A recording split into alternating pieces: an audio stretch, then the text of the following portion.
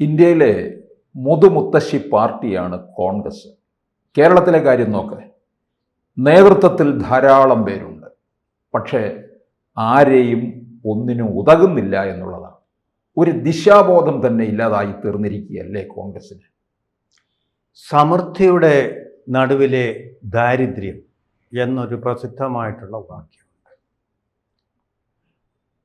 Poverty in the midst of plenty, സാമ്പത്തികമായിട്ട് പറയുന്നൊരു കാര്യം. പക്ഷേ കേരളത്തിനെ സംബന്ധിച്ചിടത്തോളം നമുക്ക് രാഷ്ട്രീയമായിട്ട് അത് അഡാപ്റ്റ് ചെയ്യാമെന്ന് തോന്നുന്നു. കാരണം പ്രത്യേകിച്ച് കേരളത്തിലെ കോൺഗ്രസിൻ്റെ ഒരവസ്ഥയുടെ വിശേഷണം കൂടിയാണ് സമൃദ്ധിയുടെ നടുവിലെ ദാരിദ്ര്യം. നമുക്കറിയാവുന്നതുപോലെ CPM-നെ സംബന്ധിച്ചിടത്തോളം അത് ഇടതുപക്ഷത്തിൻ്റെ ക്യാപ്റ്റനായിട്ടുള്ള ഒരു പിണറായി വിജയനുണ്ട്. അദ്ദേഹം പറയുന്നതിനപ്പുറം ഒന്നുമില്ല.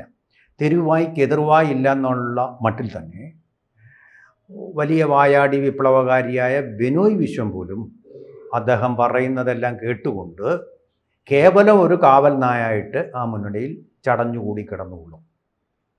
അത്രയേ ഉള്ളൂ, അതിനപ്പുറം ഒന്നുമില്ല. BJP-യെ സംബന്ധിച്ചിടത്തോളം രാജീവ് ചന്ദ്രശേഖർ അതുപോലുള്ള അദ്ദേഹത്തിൻ്റെ കോർ കമ്മിറ്റി എടുക്കുന്ന തീരുമാനത്തിനപ്പുറം ഒരാളും പറയാൻ തയ്യാറാവുകയില്ല.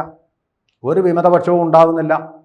ഇപ്പോൾ ഗുരുതരമായ ഒരു പിഴവ് അദ്ദേഹത്തിന് ഈ തിരുമല അനിലിൻ്റെ മരണത്തെ തുടർന്ന് ഉണ്ടായിട്ടുണ്ടെങ്കിലും, മരണത്തെ തുടർന്ന് അദ്ദേഹം അല്ലെങ്കിൽ അതിന് മുമ്പും തുടർന്നും എടുത്ത നിലപാടിൽ ഉണ്ടായിട്ടുണ്ടെങ്കിലും ഒരു വിമർശനവും ഇതുവരെ പാർട്ടിയിൽ നിന്ന്, കൈരളി ചാനലിൽ നിന്നും CPM-ൽ നിന്നും സ്വാഭാവികമായിട്ടും വരും, അത് മറ്റൊരു കാര്യം, ഒരു എതിർപ്പും ഉണ്ടാകുന്നില്ല.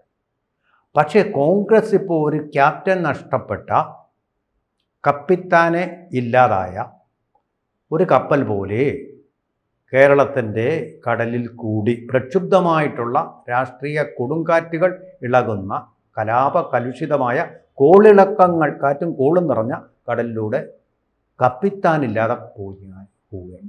നാവികനില്ലാത്ത തോണി എന്നൊക്കെ പറയുന്നത്, പാമരമില്ലാത്ത പങ്കായമില്ലാത്ത തോണി എന്നൊക്കെ പറയുന്ന പോലെ പോവുകയാണോ എന്നെനിക്കൊരു സംശയം തോന്നുന്നുണ്ട്. ഞാനിത് പറയാൻ കാരണം കോൺഗ്രസിനെ സംബന്ധിച്ചിടത്തോളം അതിൽ ഗ്രൂപ്പുകൾ, പ്രബലമായും 2 ഗ്രൂപ്പുകൾ എക്കാലത്തും ഉണ്ടായിട്ടുണ്ട്. അത് മഹാത്മാഗാന്ധിയുടെ കാലം മുതലേ ഉണ്ട്. കോൺഗ്രസ് സോഷ്യലിസ്റ്റ് ഗ്രൂപ്പ്, സോഷ്യലിസ്റ്റ് അല്ലാത്ത ബ്ലോക്ക്. സുഭാഷ് ചന്ദ്രബോസിൻ്റെ കാലത്തും ഉണ്ടായിരുന്നു. ഗാന്ധിജിയും അദ്ദേഹവും തമ്മിലുള്ള എതിർപ്പുകൾ വളരെ പ്രകടവുമായിരുന്നു. വളരെ ആരോഗ്യകരമായിട്ടുള്ള ഒരു രാഷ്ട്രീയ മത്സരം, ഡിബേറ്റ് ഉണ്ടാകരുത്. പക്ഷേ പിൽക്കാലത്ത് കേരളത്തിലേക്ക് വരുമ്പോൾ അതുണ്ട്. എങ്കിൽ തന്നെയും പ്രബലനായിട്ടുള്ള ഒരു നേതാവ് മറ്റു പക്ഷത്തേക്കാൾ കൂടുതൽ സ്വാധീനവും അതുപോലെ തന്നെ നേതൃത്വവും നേടിക്കൊണ്ടോ അതിനെ ഒതുക്കി തീർക്കുന്ന ഒരു പ്രതിഭാസം CK ഗോവിന്ദൻ നായർ, പനമ്പള്ളി ഗോവിന്ദൻ നായർ. പിന്നെ ഇങ്ങോട്ട് ഏറെക്കാലം വന്നു കഴിയുമ്പോൾ AK ആൻ്റണിയും K കരുണാകരനും. AK ആൻ്റണിയെ അടിച്ചിരുത്തി K Karunakaran നമുക്ക് വേണമെങ്കിൽ പറയാം. പിൽക്കാലത്ത് വരുമ്പോൾ ഉമ്മൻചാണ്ടി രമേശ് ചെന്നിത്തലയുമായിട്ടൊരു ചെറിയ ഏറ്റുമുണ്ട്. ഉമ്മൻചാണ്ടിയെ അടിച്ചിരുത്തിക്കൊണ്ട് രമേശ് ചെന്നിത്തലയെ അടിച്ചിരുത്തിക്കൊണ്ട് ഉമ്മൻചാണ്ടി തന്നെ നേതൃത്വത്തിൻ്റെ കടിഞ്ഞാണം ഏറ്റെടുത്ത് മുന്നോട്ട് കൊണ്ടുപോയിട്ടുണ്ട്. പക്ഷേ ഇന്നിപ്പോൾ വരുമ്പോൾ ആരാ നിങ്ങളുടെ നേതാവ് എന്ന് ചോദിച്ചാൽ എന്തുത്തരം? വിജയനാഥൻ ഉണ്ടോ ഒരു ഉത്തരം? നേതൃനിരയിൽ കുറേ പേരുണ്ട്. അല്ല, ആരാ നിങ്ങളുടെ നേതാവ്? ഒറ്റ പേര് പറയും. ആരെയും ഈ ചൂണ്ടിക്കാണിക്കാൻ നമുക്കില്ല എന്നുള്ളതാണ്. അവിടെയാണ് K സുധാകരൻ, ചെന്നിത്തല, VD സതീശൻ, ഇനി അങ്ങ് ഹൈക്കമാൻഡിൽ KC വേണുഗോപാല്, ഇങ്ങനെ നിൽക്കുകയാണ്. പിന്നെയും ഉണ്ട്, വേറെ ആളാകാൻ വേണ്ടി നിൽക്കുന്നുണ്ട്, കൊടിക്കുന്നിൽ സുരേഷ്.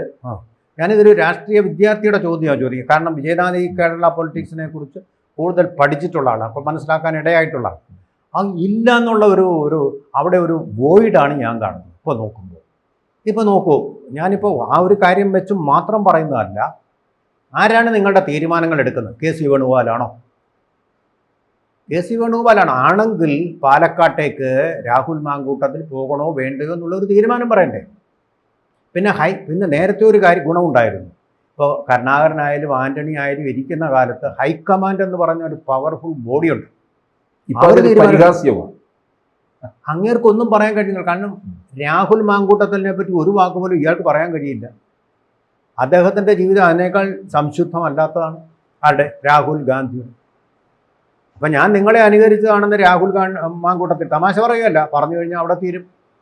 പരസ്യമായിട്ട് വേണ്ട, രഹസ്യമായിട്ട് പറഞ്ഞാൽ. അതുകൊണ്ടാണ് രാഹുൽ മാങ്കൂട്ടത്തിൽ അയാൾക്ക് ഇഷ്ടപ്പെട്ട സ്ഥലത്തേക്ക് പോകട്ടെ എന്ന്. രാഹുൽ ഗാന്ധി അയാൾക്ക് ഇഷ്ടപ്പെട്ട സ്ഥലങ്ങളിൽ പട്ടായ ആയാലും വേണ്ടുമില്ല, മലേഷ്യയിലെ സുഖവാസ കേന്ദ്രമായാലും വേണ്ടുമില്ല, പൊയ്ക്കോട്ടെ എന്ന് കോൺഗ്രസും തീരുമാനിച്ചു വെച്ചിരിക്കുന്നതെന്ന് എനിക്ക് തോന്നുന്നു. അവരെ കാരണം തൊടാൻ പറ്റുന്നില്ല, ആ ഒരവസ്ഥയാണ്. അതുകൊണ്ടിപ്പോൾ രാഹുൽ മാങ്കൂട്ടത്തിൽ പാലക്കാട്ട് പോയി, അദ്ദേഹത്തിൻ്റെ ഓഫീസിൽ പോയി, തെരുവീതികളിലൂടെ ഒക്കെ നടന്നു, എല്ലാവർക്കും അഭിവാദ്യം അർപ്പിച്ചു. ഒരു നല്ല കാര്യം കൂടെ അദ്ദേഹം പറഞ്ഞു, പക്വതയോടുകൂടി. ഇതുവരെ പക്വതയില്ലാത്തവനാണെന്ന് നമ്മൾ വിചാരിച്ചിരുന്ന ആളിപ്പോൾ ഒരു പക്വതയോടുകൂടി ഒരു കാര്യം കൂടെ പറഞ്ഞു. അതായത് BJP എതിർത്ത് അദ്ദേഹത്തിനെ ഇവിടെ കാലെടുത്ത് കുത്താൻ സമ്മതിക്കില്ല എന്ന് പറഞ്ഞ് അവർ പരാജയപ്പെട്ടു, പറ്റിയിട്ടില്ല. അവർക്ക് പ്രതിഷേധങ്ങളുണ്ടായി. ആ പ്രതിഷേധങ്ങളുണ്ടായപ്പോൾ അദ്ദേഹം പറഞ്ഞു, ജനാധിപത്യത്തിൽ പ്രതിഷേധങ്ങളൊക്കെ സ്വാഭാവികമാണ്. ജനാധിപത്യത്തിൽ അദ്ദേഹം ഒരു MLAക്ക് തൻ്റെ മണ്ഡലത്തിൽ പോകാനുള്ള അവകാശവും സ്വാഭാവികമാണ്. ഇതിനെക്കുറിച്ച് ഏതെങ്കിലും ഒരു കോൺഗ്രസ് നേതാവ് ഇന്നത് ശരി, ഇന്നത് തെറ്റ്, ഇന്നത് പാർട്ടി നയം, ഇന്നത് പാർട്ടി നയം അല്ലാത്തത്, വ്യക്തിപരം ആരെങ്കിലും പറഞ്ഞതായിട്ട് വിജയനാഥ് കേട്ടിട്ടുണ്ടോ? ഇല്ല. MLA ആണ്. MLA ആയി ജയിച്ചിരിക്കുന്നത് കോൺഗ്രസിൻ്റെ കെയർ ഓഫ് പ്ലാനിലാണ്. ഇതാണ് ഈ കുഴപ്പത്തിലേക്ക് പോയിരിക്കുന്നത്. വല്ലാത്തൊരു ആശയക്കുഴപ്പം ബാധിച്ചിരിക്കുകയാണ്. ഇതുപോലെ തന്നെ ശബരിമല, അപ്പോൾ ഇത് പറയാനൊരു നേതാവില്ല. ഒരൊറ്റ അടിക്ക് പറഞ്ഞതാ, അങ്ങനെ പറയാൻ ഒരു നേതാവില്ല ഇപ്പം. പിന്നെ ഒരു കാര്യം വ്യക്തതയില്ലാതെ പോകുന്നത്, ആഗോള അയ്യപ്പ സംഘവും. അത് ശരിയോ തെറ്റോ, നിങ്ങൾ ഒന്നുകിൽ പ്രതിഷേധിക്കുക, അല്ലെങ്കിൽ അതും ചേരുക. ഇങ്ങനെ ഒരു സ്റ്റാൻഡ് എടുക്കാൻ അവർക്ക് പറ്റിയിട്ടുണ്ടോ? അവർ പറഞ്ഞത് ഞങ്ങൾ നോക്കട്ടെ, ഇനി എങ്ങനെ നടക്കുന്നതെന്ന് അറിഞ്ഞ് തീരുമാനിക്കാം. നമ്മൾ അതിന് പറയുന്ന പേര് ആറ്റക്കുഴമ്പ്. കോൺഗ്രസിനകത്ത് ആൾക്കാർക്ക് പമ്പയിലും ചേരാൻ കഴിഞ്ഞില്ല, പന്തളത്തും ചേരാൻ കഴിഞ്ഞു. രണ്ടിടത്തും ഇതാണ് ഒരു തീരുമാനം. ഇൻഡിസിസീവ്. അതിനാണ് നമ്മൾ ഹമേർഷ്യ എന്ന് പറയുന്നത് ഇംഗ്ലീഷിൽ. ഹമേർഷ്യ എന്ന് പറഞ്ഞാൽ ഹാംലെറ്റ് രാജകുമാരൻ്റെ 2 വീക്ക്നെസ്സാണ് അദ്ദേഹത്തിൻ്റെ ദുരന്തത്തിലേക്ക് നയിച്ചതെന്ന് നമ്മളെ സാഹിത്യ നിരൂപകർ പഠിക്കുന്നു. അതിലൊന്ന് അദ്ദേഹത്തിൻ്റെ ക്യാരക്ടറുള്ള ഹമേർഷ്യ, തീരുമാനമെടുക്കാനുള്ള കഴിവ്. ഞാനതൊന്ന് പറയാം, നമുക്ക് സമയമുള്ളതുകൊണ്ട്. അതായത് അദ്ദേഹത്തിൻ്റെ അമ്മയെ ചിറ്റപ്പൻ കല്യാണം കഴിക്കുന്നു. അതിന് തൊട്ടു മുമ്പ് അദ്ദേഹത്തിൻ്റെ അച്ഛനായിട്ടുള്ള ഹാംലെറ്റ് സീനിയർ രാജാവ് മരിക്കുന്നു. അപ്പോൾ ഇത് തമ്മിൽ കണക്ട് ചെയ്തു. ഒരു പ്രേതം വന്ന് അദ്ദേഹത്തിനോട് പറയുന്നു, ഞാൻ ഹാംലെറ്റ് രാജാവിൻ്റെ പ്രേതമാണ്, നിൻ്റെ അമ്മ എന്നെ വഞ്ചിച്ച് നിൻ്റെ ചിറ്റപ്പനെ കല്യാണം കഴിച്ച് ജീവിക്കുകയാണ്, നീ അതിന് പ്രതികാരം ചെയ്യണം. ഇവൻ സ്വന്തം പ്രിയപ്പെട്ട മകനാണ്, ഡെൻമാർക്കിലെ രാജകുമാരനാണ്. ചെയ്യണം എന്ന് വിചാരിച്ച് ഇയാൾ ചിന്തിച്ച് സമയം കളയും. കിട്ടിയ അവസരങ്ങളെല്ലാം പാഴാക്കുന്നതോടൊപ്പം അതിനാണ് നമ്മുടെ ഹമേർഷ്യ എന്ന് പറയുന്നത് ഇൻഡിസിഷൻ, പ്രോക്കാസ്റ്റിനേഷൻ. രണ്ടാമത്തെ ക്യാരക്ടർ ഫ്ലോ ആണ്, ഫ്ലോ ഓഫ് ക്യാരക്ടർ. അതായത് തീരുമാനം നീട്ടി വെച്ചുകൊണ്ടേയിരിക്കുക. ഇത് അവസാനം എന്തിൽ കലാശിച്ചെന്നറിയാമോ? ഹാംലെറ്റിൻ്റെ മാത്രമല്ല, ഹാംലെറ്റിൻ്റെ സുഹൃത്തായ ഹൊറേഷ്യസ് എന്ന് പറയുന്ന പ്രിയപ്പെട്ട കൂട്ടുകാരൻ്റെ, അദ്ദേഹത്തിൻ്റെ കാമുകിയായിട്ടുള്ള ഒഫീലിയ രാജകുടുംബത്തിലെ മുഴുവൻ ആൾക്കാരുടെയും മരണത്തിന് നേപ്പാൾ കൊട്ടാരത്തിൽ നടന്ന പോലൊരു കൊലപാതകത്തിന് കലാശി എന്ന് പറയുന്ന പോലെ നിങ്ങൾ ഇൻഡിസിസീവ് ആയാൽ അതിലാണ് കലാശിക്കുക. നിങ്ങൾക്ക് ഇവിടെ വ്യക്തമായിട്ടൊരു തീരുമാനം എടുക്കാൻ സാഹചര്യം ഉണ്ടായിരുന്നു. CPMൻ്റെ സംഗമത്തിൽ അയ്യപ്പനിൽ വിശ്വസിക്കാത്ത, ആത്മീയതയിൽ വിശ്വസിക്കാത്ത CPMൻ്റെ നിലപാടിൽ ഞങ്ങൾ വിശ്വസിക്കുന്നില്ല. പക്ഷേ ഞങ്ങൾ BJPയോടൊപ്പം അല്ല, അതിൽ വിശ്വസിക്കുന്നില്ല. അതുകൊണ്ട് ഞങ്ങൾ ഇതിൽ പ്രതിഷേധിക്കുന്നു. അവർ ചെയ്യേണ്ടത് ഈ സ്ത്രീകൾക്ക്, യുവതികൾക്ക് അവിടെ പ്രവേശനം തടഞ്ഞുകൊണ്ടുള്ള ഒരു ബില്ല് അവതരിപ്പിക്കാനുള്ള സാഹചര്യവും അതോടൊപ്പം തന്നെ അവർ കൊടുത്തിരിക്കുന്ന സത്യവാങ്മൂലം പിൻവലിക്കാനുള്ള ഒരു അനുമതിയും വാങ്ങിക്കുകയാണ്. ഇത്തരം പറഞ്ഞു കഴിഞ്ഞാൽ ആ ഒരു വ്യക്തത എവിടെയെങ്കിലും വന്നിട്ടുണ്ടോ? ഈ NSSൻ്റെ സുകുമാരൻ നായർ പോലും ഒരു നിലപാടെടുത്തു. അവിടെ അത് കോൺഫ്ലിക്റ്റ് ആയിട്ട് വന്നില്ലേ? അല്ല, NSS അകന്നു പോയത് ഇത് കോൺഗ്രസിനകത്ത് ഒരു വലിയ പിടിപ്പുകേടിൻ്റെ മാത്രമല്ല, ആലോചിക്കാതെ നമ്മൾ പക്വതയില്ലാതെ പറഞ്ഞ ഒരൊറ്റ വാക്യമാണ് VD സതീശൻ്റെ. സമുദായ നേതാക്കന്മാരുടെ തിണ്ണ കയറിയിരിക്കാൻ ഞാനില്ല, തിണ്ണ നിരങ്ങാൻ ഞങ്ങളില്ല എന്ന് വിപ്ലവ കവിവാക്യം പോലെ അങ്ങ് പറഞ്ഞു. എന്നിട്ട് രഹസ്യമായിട്ട് NSSൻ്റെ ആസ്ഥാനത്ത് പെരുന്നയിൽ ചെന്നു അദ്ദേഹം. നിഷേധിക്കട്ടെ, ഒരൊറ്റ പത്രവും റിപ്പോർട്ട് ചെയ്തിട്ടില്ല. പക്ഷെ ഞാൻ പറയുന്നു, VD സതീശൻ പെരുന്നയിൽ NSSൻ്റെ ആസ്ഥാനത്ത് പോയിട്ടുണ്ട്. അദ്ദേഹം നിഷേധിക്കട്ടെ, പോയിട്ടുണ്ട് അദ്ദേഹം.